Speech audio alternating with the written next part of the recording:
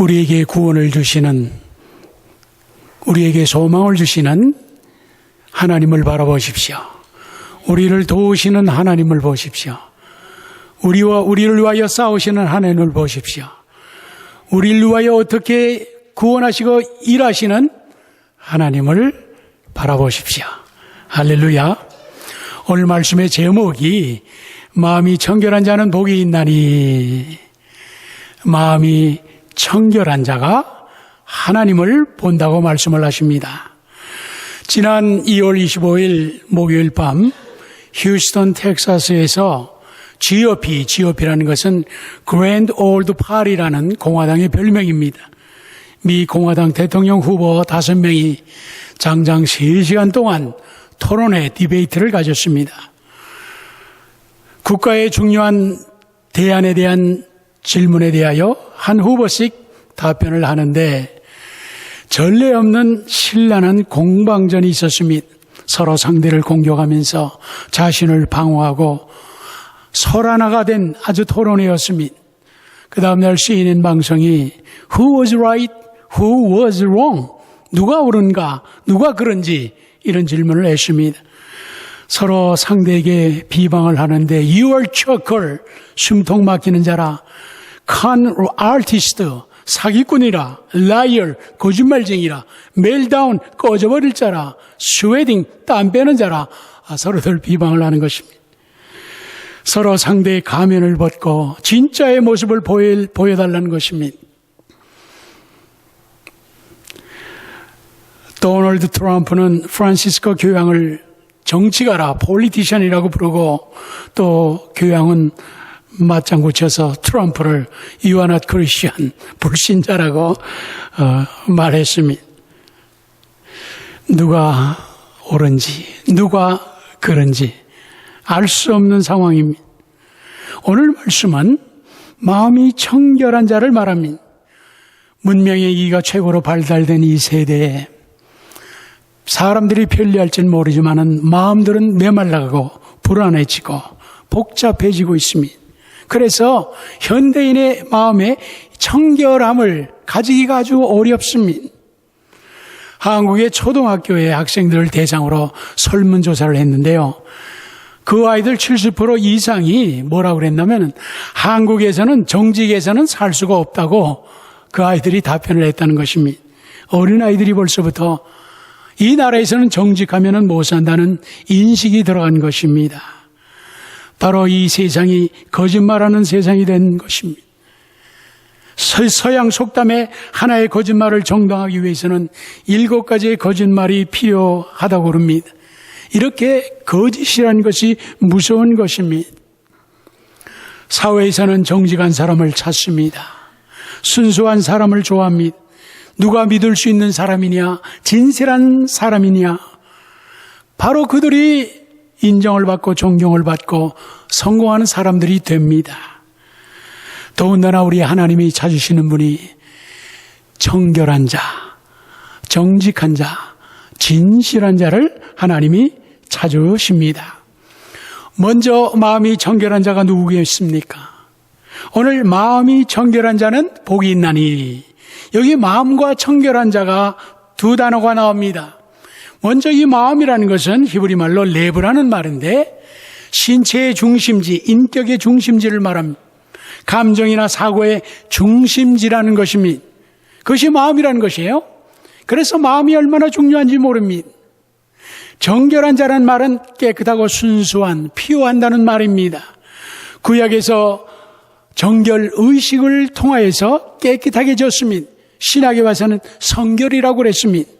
그래서 이 청결, 카타로스라는 말은 구체적으로도 설명을 한다면 때가 묻은 더러운 옷에서 깨끗하게 된 옷을 말합니다. 그러니까 원래부터 깨끗한 것이 아니라 더러워졌다가 깨끗해진 말입니다. 농산물에서 추수를 할 때 쭉정이와 이 벼 같은 것을 다 제거해버리고 알곡을 남겼을 때에 그것을 청결이라고 부릅니다. 하나님은 마음이 청결한 자, 청결한 자를 찾으세요. 마음이 청결한 자를 사랑하세요. 청결한 자를 선택하십니다. 우리 신앙에는요, 홀리 스웨트이라고 이 거룩한 땀이 있어야 돼요. 우리 성도가 뜨거운 마음으로, 뜨거운 가슴으로 도전해야 되는 것이 바로 오늘 이 말씀인 마음의 청결입니다. 마음이 청결한 자가 누구겠습니까? 먼저는 순수한 마음을 얘기합니다. 요한복음 1장 47절에 예수님이 나다네일이 자기에게 오는 것을 보시고 그를 가리켜 말씀을 하시되 보라 참 이스라엘 사람이라 그 속에 간사한 것이 없도다. 여기 나다나엘은 순수하였음이 그래서 예수님은 참 이스라엘 사람이라 칭찬을 하셨어요. 간사한 것이 없다는 것입니다. 여러분도 간사한 사람 싫지요? 하나님도 간사한 사람 아주 싫어합니다. 예수님은 너희가 어린아이와 같이 되어야 천국에 갈 수 있다고 말씀을 하셨어요. 왜? 어린아이는 순수하기 때문에요. 순결하기 때문입니다. 우리가 바둑이나 장기를 둡니다. 그 옆에서 훈수를 할 때 급수가 한두 급쯤 올라간다고 그럽니다. 내가 장기를 둘 때에는 보지 못하는 수를 그 훈수를 두면은 보인다 그럽니다. 거기에 이유가 있습니다. 내가 장기나 바둑을 둘 때 승부욕이 생기잖아요. 그것이 욕심이기 때문에 자연히 자신의 눈을 멀게 하는 것입니다. 남을 잡아먹으려고 하다가 잡혀먹는 것을 보지 못하는 것입니다. 그런데 훈수를 두게 되면 승부욕이 없어요. 순수한 마음으로 몇 수를 더 본다는 얘기입니다. 여러분, 욕심을 버리고 깨끗한 마음을 가지는 것이 너무 중요한 거예요. 바로 인생의 단수가 높아지는 것입니다. 욕심이라는 것을 버리면 그렇게 마음이 평안합니다. 남들이 돈을 많이 남들같이 벌지 않아도, 남들같이 출세하지 않아도, 남들같이 큰 재산이 없어도 욕심이 없으면 마음이 평안합니다. 이 욕심이라는 것은 인간적인 욕심을 말하는 거예요. 욕심이 있으면 너무나 불안합니다. 욕심이 없는 순수한 마음, 이것이 바로 청결한 마음입니다. 그리고는 단순한 마음이 청결한 마음입니다. 마태복음 8장 8절에 백부장이 대답하여 가로되 내 집에 들어오심을 나는 감당하지 못하겠사오니 다만 말씀 하나 없어서 그러면 내 하인이 낫겠나이다 그랬습니다. 여기 바로 백부장의 믿음이 얼마나 단순합니까? 로마 백부장이라면 그 당시에 대단한 권력이 있던 사람입니다. 군인의 특징은 단순합니다. 명령에 죽고 사는 사람들입니다.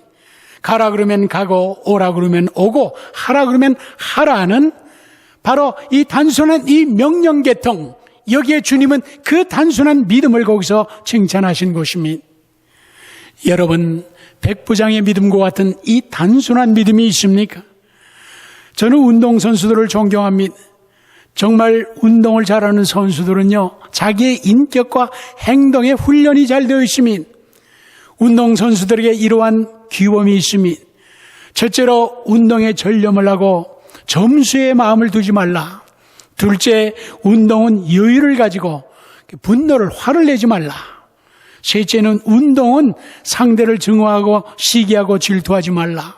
넷째는 운동은 스스로 책임을 지고 끝까지 자기 일을 하라. 다섯째는 운동 자체를 즐기라는 것입니다. 이렇게 자기의 마음을 비우고 운동에 전념하는 것이 바로 운동선수가 가지는 단순한 마음입니다. 오늘날 우리의 인생이 너무나 복잡하고 이 엉켜진 마음을 우리가 이거 비워야 돼요. 그리고 이 모든 무거운 이 스트레스의 무거운 짐들을 다 내려놓으십시오.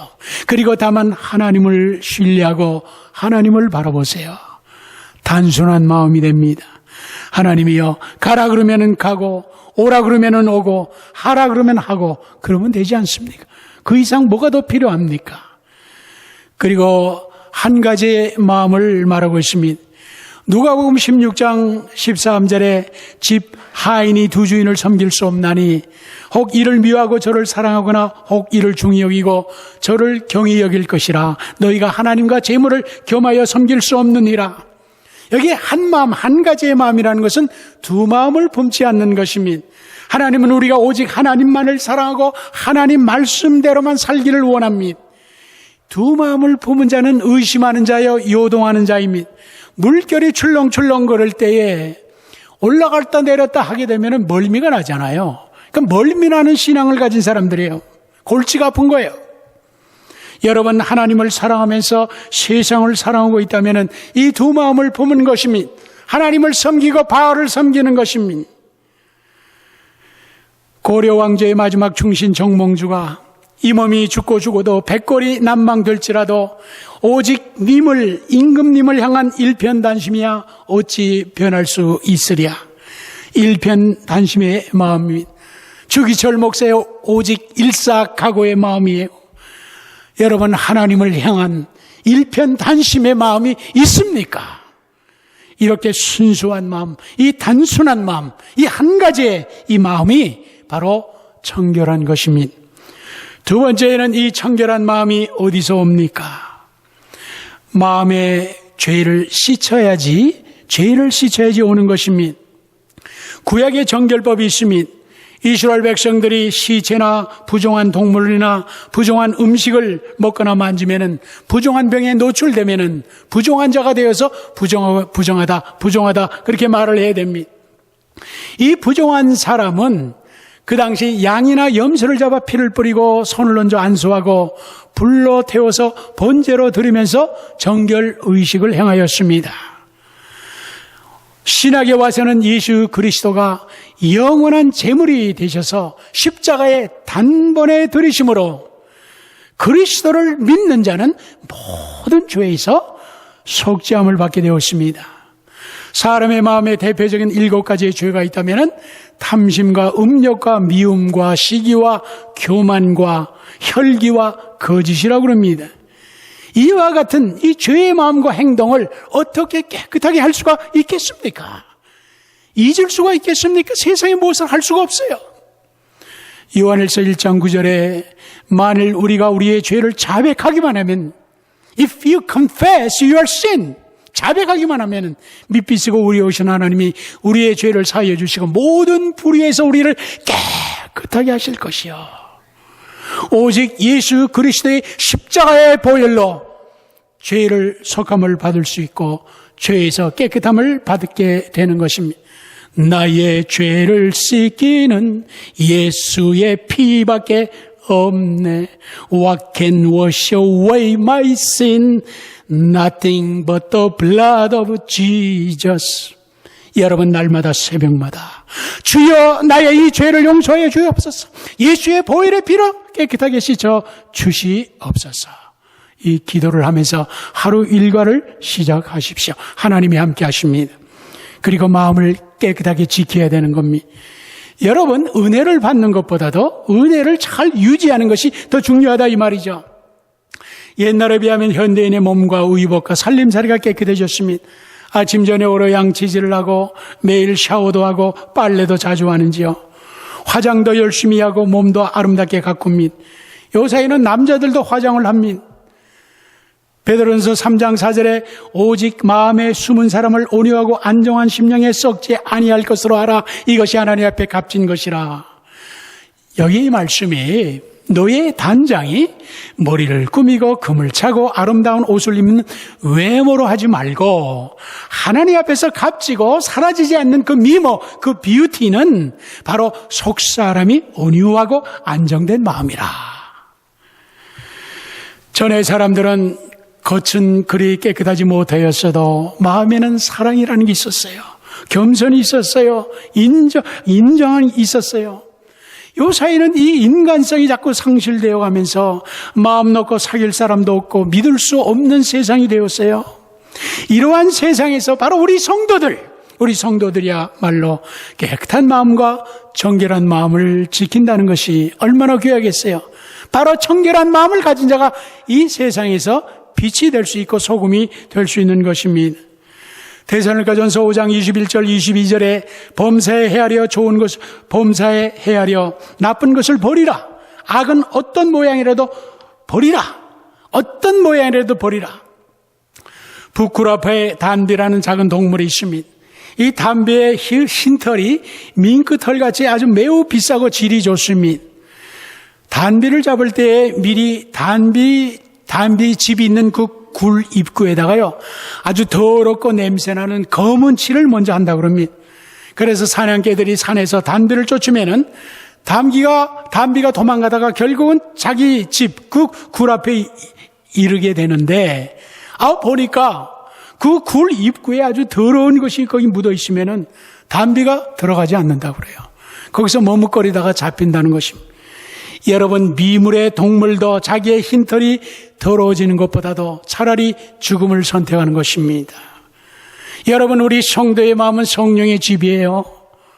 놀라운 얘기죠. 하나님이신 성령이 우리 안에 계신다 이 말이에요. 성령을 모신 이 마음, 이 몸을 어떻게 쉽게 더럽힐 수가 있나 이 말이지. 성령을 모신 우리 성도가 어떻게 죄를 쉽게 질 수가 있는가 이 말이에요. 날마다 영적으로 깨어나 기도와 말씀으로 성결케 한다는 것이 너무 중요하다 이 말입니다. 너희가 죄와 싸우되 피 흘려 싸우지 아니했노라. 우리의 마음을 거룩하게 유지하는 것, 마음을 정결하게 하는 것입니다. 그리고 그 다음에 이 고난 중에서 정결하게 됩니다. 욥기 23장 10절에 나의 가는 길을 오직 그가 아시나니 그가 나를 단련하신 후에는 내가 정금과 같이 나오리라. 욥은 고난 중에 그의 믿음이 정금과 같이 되었습니다. 용광로에서 금광석이 놓아서 불순물이 제거되고 순수한 금이 만들어지듯이 우리의 신앙이라는 것은 고난 속에서 순수하게 되는 것입니다. 하나님께서는 고난과 아픔을 허락하십니다. 왜? 성도를 성결케 하기 위해서요. 오늘 우리 윤정수 집사님 교회에 나왔지만은 우리 집사님은 하나님의 거룩한 연단 과정을 지금 통과하는 중입니다. 거룩한 과정입니다. 자동차 범퍼에 이런 스티커가 있었습니다.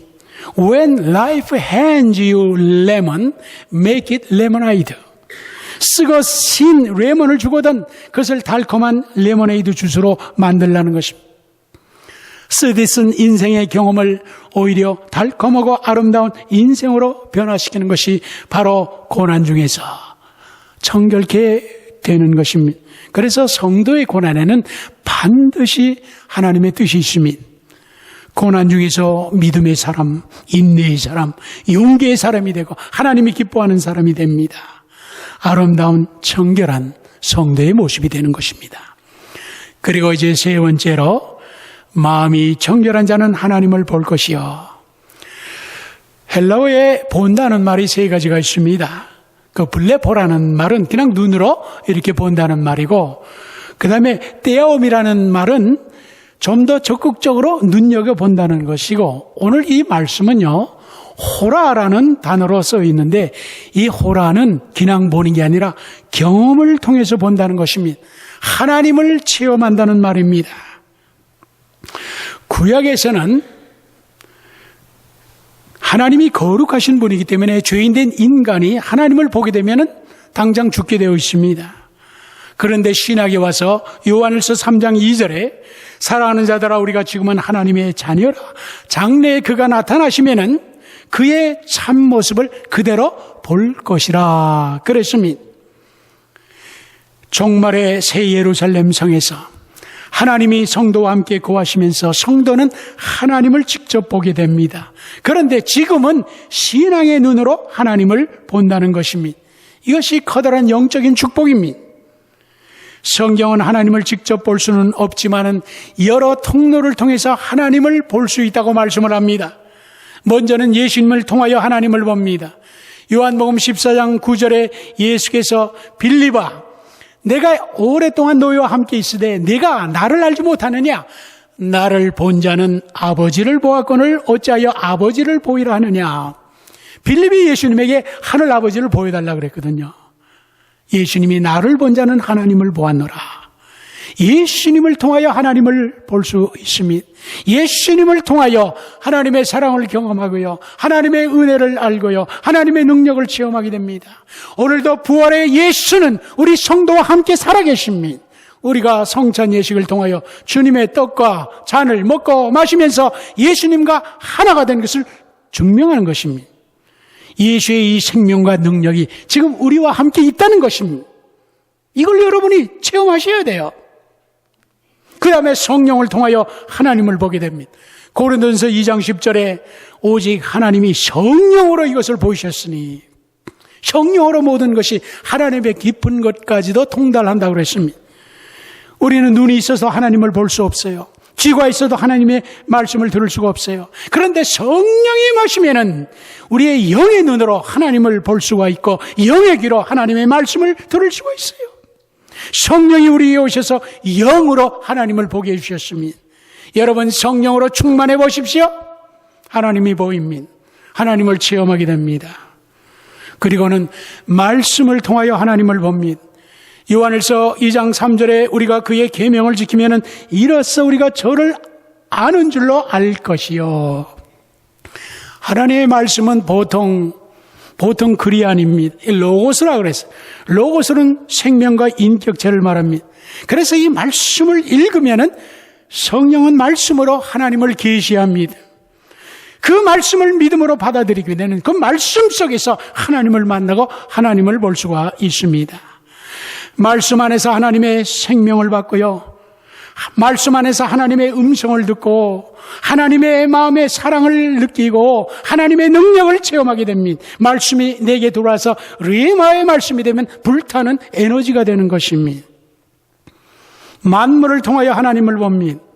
시편 19장 1절에 하늘이 하나님의 영광을 선포하고 궁창이 손으로 하신 일을 나타내는도다. 언젠가 제 아내와 함께 샌프란시스코 하프문베이에 저희가 자주 갔던 곳인데 그 바닷가에 한 번은 해지는 일몰을 구경한 적이 있습니다.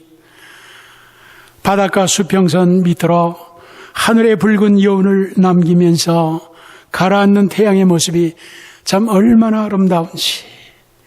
우리는 이 자연 만물을 통하여 하나님의 놀라운 작품을 볼 수가 있습니다. 이 땅의 모든 만물들이요 하나님의 영광을 드러냅니다. 우주의 삼란만상은 하나님의 걸작품입니다. 하나님의 솜씨가 너무나 기묘하고 아름다운 것입니다.